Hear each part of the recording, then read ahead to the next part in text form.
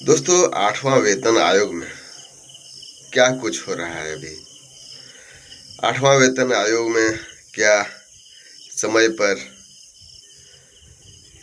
जो बढ़ा हुआ पैसा होगा वो क्या 1 जनवरी से जोड़ के देगा सरकार या फिर नहीं देगा।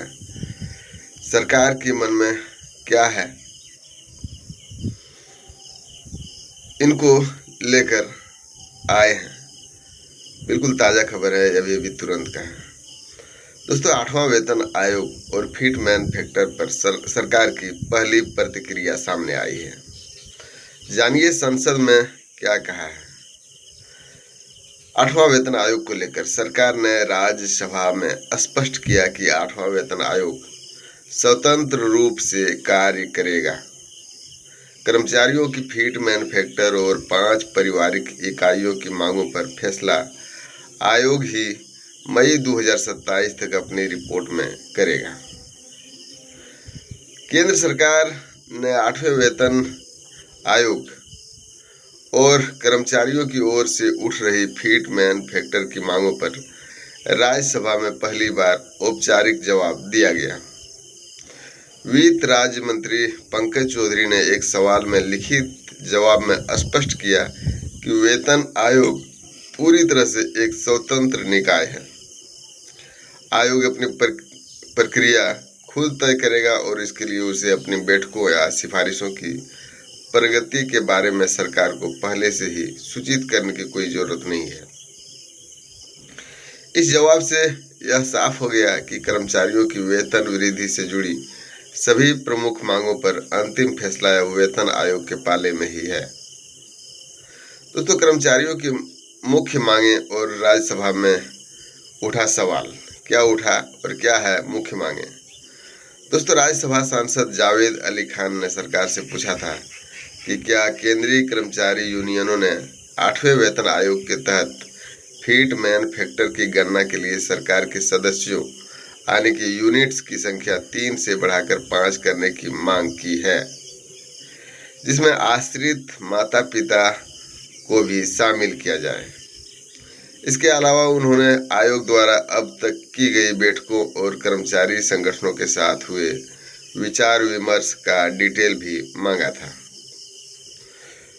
इस पर वित्त राज्य मंत्रालय ने स्पष्ट किया कि 3 नवंबर 2025 को जारी संकल्प के तहत 8वें वेतन आयोग का गठन और इसके सेवा नियम टर्म्स ऑफ रेफरेंस अधिसूचित किए गए थे। नियमों के मुताबिक आयोग स्वतंत्र रूप से कार्य करता है और वह सरकार के साथ अपनी दैनिक कार्रवाई या संभावित सिफारिशों की जानकारी शेयर करने के लिए बाध्य नहीं है। इसी कारण सरकार के पास फिलहाल यह रिकॉर्ड नहीं है कि आयोग ने अब तक कितनी बैठकें की है या किन यूनियनों से मुलाकात की है।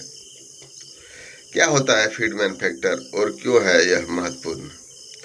दोस्तों, फीड मैन्युफैक्चर वह गुणांक है जिसका उपयोग नए वेतन आयोग के लागू होने पर कर्मचारियों के मूल वेतन पर और पेंशन की नई दरों को तय करने के लिए किया जाता है।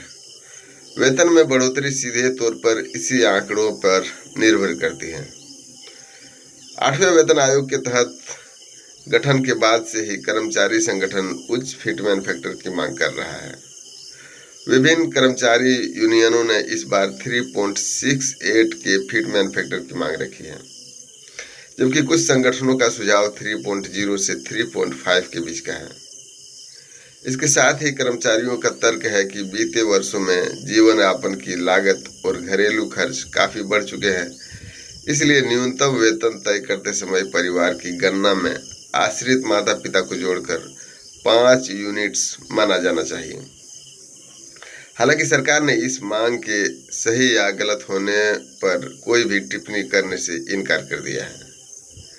पिछले वेतन आयोग का इतिहास और उम्मीदें, अगर इसकी बात करें तो अगर पुराने वेतन आयोग के आंकड़ों पर नजर डालें तो 6ठे वेतन आयोग में प्रभावी फीड मैन्युफैक्चर लाभ करीब 1.86 था। इसके बाद 7वें वेतन आयोग में 2.57 का फीड मैन्युफैक्चर लागू किया गया, जिससे कर्मचारियों का न्यूनतम मूल वेतन 7,000 रुपये से बढ़कर सीधे 18,000 रुपया हो गया था। इसी इतिहास के आधार पर इस बार भी न्यूनतम वेतन में एक बड़े उछाल की उम्मीद जताई जा रही है।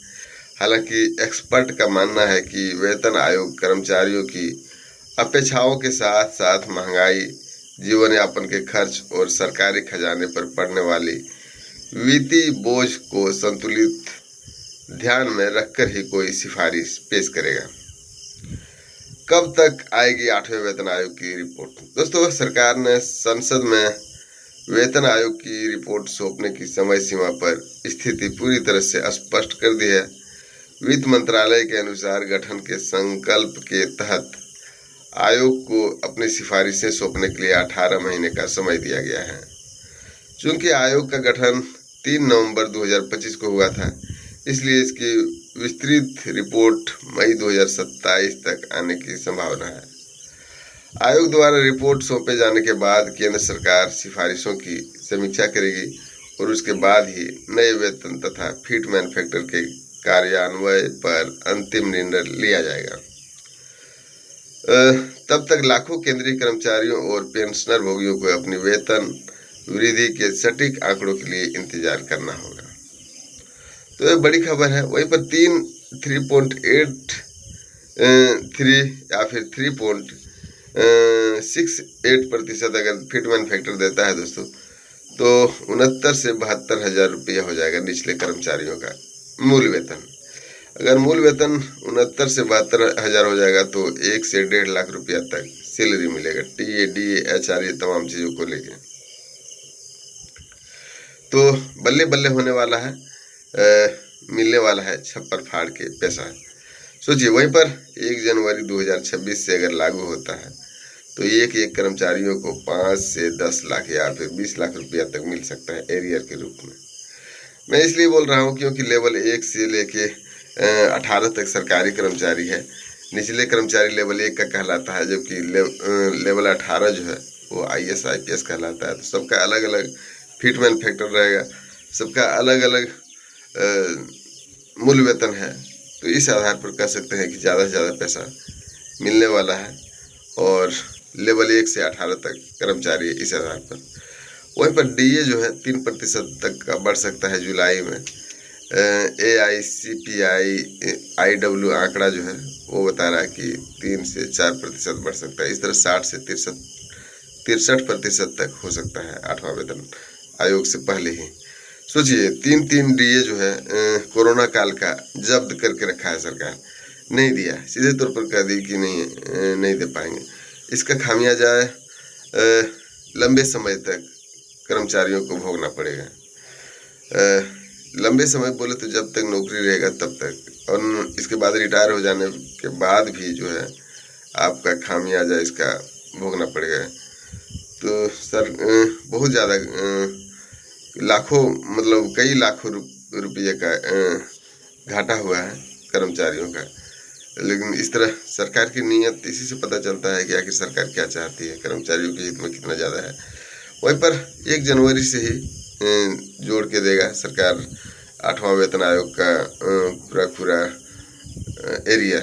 ये कहना है शिव गोपाल मिश्रा का, जो कि अध्यक्ष है कर्मचारी संघ का। तो ये बड़ी खबर है कि जोड़ के दे सारा पैसा, कम से कम ये तो दे सरकार। वहीं पर बड़े जो मीडिया है उस पर सवाल उठता है। बड़े मीडिया कभी कर्मचारियों के हित में बात नहीं करता है। आज तक का अंजना ओम कश्यप हो, श्वेता सिंह, चित्रा त्रिपाठी, नेहा वोथम, सईद अंसारी, रवीश कुमार, प्रणव पसुन, वाजपेयी, संदीप चौधरी, सुधीर चौधरी, रजत शर्मा जैसे बड़ी मीडिया चैनल कभी कर्मचारियों के हित में बात नहीं किया। सोचिए, इसकी आवाज़ सरकार के कानों तक पहुंचती है। इसको कर्मचारियों के हित में बात करनी चाहिए, लेकिन ऐसा कभी करते हुए नहीं देखा है। तो सोचिए कि कर्मचारियों को खुद से ही लड़ना पड़ता है, आगे बढ़ना पड़ता है। इसका संगठन है, लेकिन सुनाने वाला भी तो कोई रहना चाहिए, लेकिन ऐसा दिखता नहीं है। आप क्या सोचते हैं, क्या मीडिया जो है ठीक ठाक काम कर रही है या नहीं कर रही है? 8वां वेतन आयोग के बारे में आपका क्या सूचना, आपके पास क्या है सटीक सूचना, ये भी आप बता सकते हैं, कमेंट कर सकते हैं। आप देख रहे हैं न्यूज़ हर पल। वीडियो अच्छा लगे तो लाइक शेयर और सब्सक्राइब करिए। अभी अभी तुरंत का खबर था, ताज़ा खबर, ब्रेकिंग न्यूज़ है समझिए। जय हिंद, जय भारत।